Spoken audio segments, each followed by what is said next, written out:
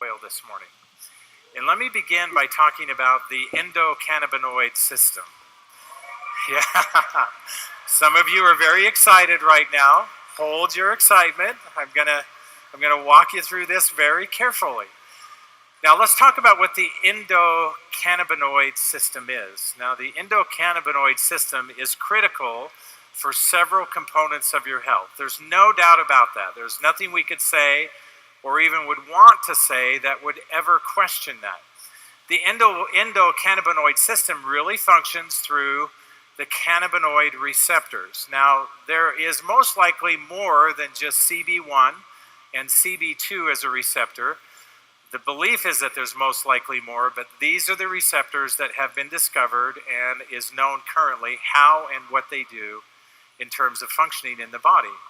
So for example, CB1 receptor. This is a primary impact on the brain and the central nervous system. So thermal regulation, energy, appetite. Even when we look at things like, for example, you've heard a lot of research talking about marijuana and its great benefit for ocular health. That comes by interaction with the CB1 receptor in the central nervous system. CB2 receptors have a reach that is outside of the central nervous system and primarily impact the endocrine system. So think of the chemistry system within the body, the glandular system in the body, and the body's immune capability, the body's immune system. So these are very targeted and very directed outcomes. Here's a good example of how the endocannabinoid system would work. How many of you have ever heard of a runner's high? Well, runner's high comes from the endocannabinoid system. So anandamide, which is a specialized compound, which is a cannabinoid, that is released from neurons within the brain when you're under heavy exercise, like running, for example, and it elucidates a response direct from the CB1 receptor. And it gives you that sensation of the runner's high. The other side to that, however, I think is more critical. I hope the day never comes in Doterra, and I can tell you it never will, where we source essential oils, because that's what we're trying to elucidate in the body. That will not happen, ever. Now, that having been said, we do want responses through the CB2 receptor, and in the example that I'm using, when we're under heavy exercise, elucidating the CB2 receptor system means that the body is under protection. I'm less likely to damage tissues. I have faster recovery within my tissues. So it sustains body responses in an appropriate way. Now those are the endocannabinoids. That's why it's called the endo or cannabinoids, or a system that works within the body. But there are also exocannabinoids, cannabinoids that exist outside of the body. And there are three main cannabinoids that are derived from plants that I need to share with you. Now let me tell you that a cannabinoid is defined as anything that deals with or works with the CB receptors, CB1 or CB2 or both. And so the three main cannabinoids that we're going to talk about today, one is cannabidiol, one is tetrahydrocannabinol, and then lastly we have beta-caryophyllene.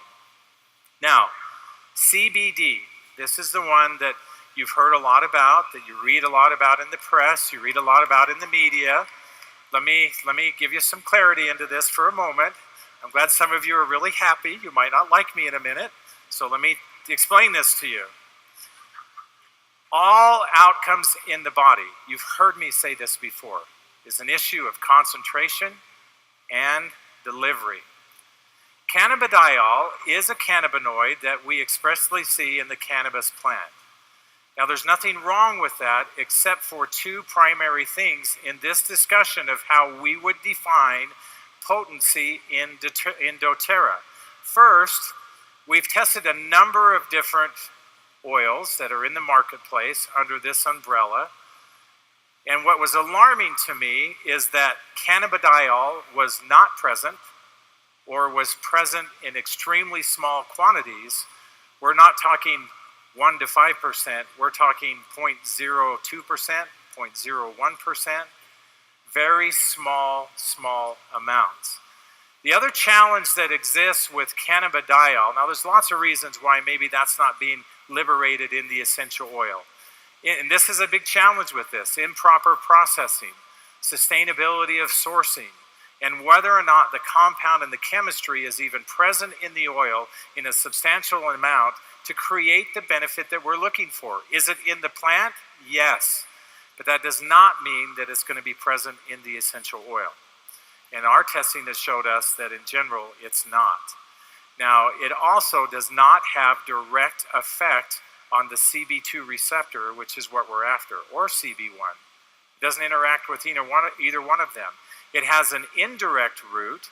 Part of the challenge with that is we like direct activity, because when we have direct activity, we have direct response that correlates to what that receptor or what that ligand, or in this case what that cannabinoid would suggest that it should do. So that's a challenge that exists with that. That does not mean that cannabidiol is not a good thing. It just means it's not readily available.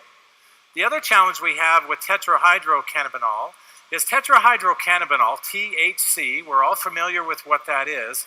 It interacts almost exclusively with the CB1 receptor. And it is present in hemp oil in very high amounts. It's illegal. And we're not going to participate. We refuse.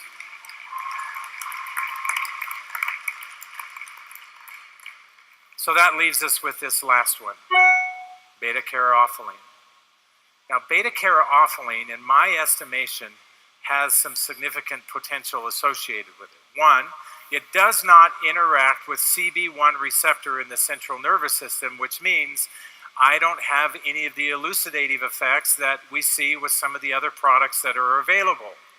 Secondly, it does interact, and it interacts directly with the CB2 receptor, which is where, when we look at all of the research and all of the information, it's talking about this interaction, this direct interaction with the CB2 receptor.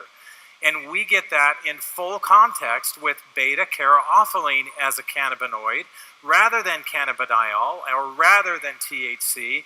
We look to beta-caryophyllene as providing that same benefit, but in a more magnified and powerful response. So we have a lot of oils that have beta-caryophyllene in it. We've talked about black pepper. We've talked about black pepper in a number of different qualities of use, including helping the body to recover and to overcome addiction type behaviors. All of these essential oils have very strong capacity for helping to eliminate any type of environmental threats that we would see. They're all very significant. Each one of these, what's not listed on here is oregano, and you've heard me talk many times about oregano and its interaction with CB2 receptors. There is not any one single oil that is going to do all things in all circumstances. It cannot exist, and it will not ever exist, because simply your body doesn't work that way. That's not how body physiology works, and that's not how chemistry within that physiological system would be expected to work either. And so I'm going to introduce to you today an oil that I think far exceeds anything else that's available, Copaiba. Now, there's some unique things about Copaiba. First is that it is a blend of 4 different species. Now, why would we do that? This is not new to Doterra.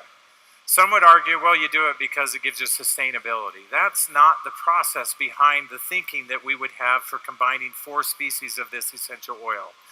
Any more than that's the thinking we had for why we do the same thing with frankincense, and we have 3 species of frankincense oil combined together. It's because we increase the therapeutic potential. We increase potency, and we increase diversity of that potency. So we've blended 4 essential oils together, which, yes, is very unique to Doterra. Not something you'll be able to find anywhere else. But why we did it is because now these are the types of outcomes that we expect to see with this essential oil. Liver and antioxidant support. You know, your liver is under constant stress, and having something that on a regular basis could be soothing and amplifying of its abilities to function appropriately, and go right through the list: cardiovascular, digestive, immune system, respiratory, neurological function, all driven through the CB2 response as a receptor. And now we have chemistry that interacts with that at an appropriate level so that we really do see these types of benefits and outcomes. Now there's some simple ways to do it. Internal application. I've given you, instead of just saying this is what we want to do, I'm giving it to you differently. Use 2 drops in a capsule. And it can be taken in the morning and in the evening. And I'm suggesting that you would want to do that for cell support, whole body support. Blend with frankincense will increase that even more. And you learned just a moment ago that maybe considering white fir is another way, or I'm sorry, Siberian fir is another way that you could increase that even more. Put a couple of drops in your water. That remains an excellent delivery system for the essential oils. Not because the water and oil mix, but because it gives us access to the mucous membranes. Take 1 or 2 drops under the tongue in the morning, or take one with mealtime, a capsule with mealtime. Now remember last year we talked about neuroexcitability, and we said that when neurological tissue becomes excited, while there can be some real benefit with that, there can also be some real challenges because it increases our cognitive perception of being uncomfortable specific to a tissue response that's elucidated or anticipated through some other fashion or process. Do you understand what I just said? Some of you do, some of you don't. It's okay. What you want to do is use this oil topically for some of those kinds of conditions. So apply it directly over the affected area. And do that diluted for the reasons that we just talked about. It holds the essential oil directly into the tissues. Combined with blue tansy is a great way to think about this topically for any skin irritations. And then once again, blend it with the facial moisturizer that we have, or with cedarwood, which supports the underlying tissues of the skin. So you get a really healthy skin profile on the inside out by just following a simple application method that way. Now, it really does have concentrated focus directly into these areas. And it's very powerful for that reason. So think about this globally now for immune support. Think about it for good ways to have a normal, controlled, wait for it, inflammatory response, and a reduction of tissues and reduction of the excitation within neurological tissues. In other words, helping the body to become at ease through all of those systems. Now, aromatically, this is a really easy essential oil to use too. It is just as simple as breathing in the aroma, but I would suggest that you learn to use this oil periodically throughout the day, calming the emotions and the stress that comes with that sense of dis-ease that happens in the body. Combined with citrus oils to elevate the mood, or combined with Siberian fir or a floral oil will cause it to be deeply relaxing and soothing to the body. Are you excited about the new oils? There might just be a few more. And so hold on to your seats. I'm going to enjoy being with you for the next 3 days. Enjoy the rest of your day. Thank you.